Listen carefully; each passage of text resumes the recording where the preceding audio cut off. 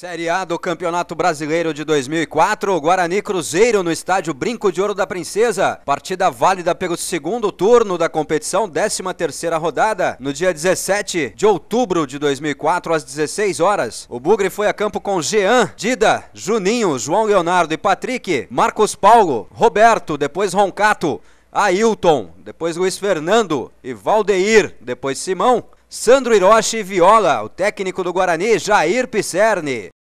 Guarani que teve esse gol anulado, marcado por Viola logo no comecinho da partida. Viola recebe o lançamento do volante Marcos Paulo, mas o bandeira já apontava impedimento. Levantamento de Patrick pela esquerda, subiu Ailton de cabeça, ajeitou para Roncato, é gol! Gol do Bugre! Evandro Roncato, camisa 18. Aos 31 minutos da segunda etapa, abre o placar no Brinco de Ouro da Princesa. Guarani 1, Cruzeiro 0.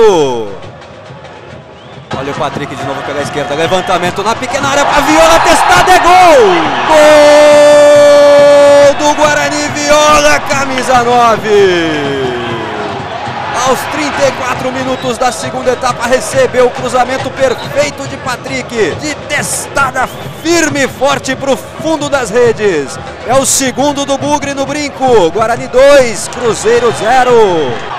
E ainda houve tempo para mais essa bela jogada do atacante Viola. Recebeu o lançamento na entrada da meia-lua da grande área, de bicicleta, mandou a bola por cima do gol do Cruzeiro. Mas o placar final apontou Guarani 2, Cruzeiro 0.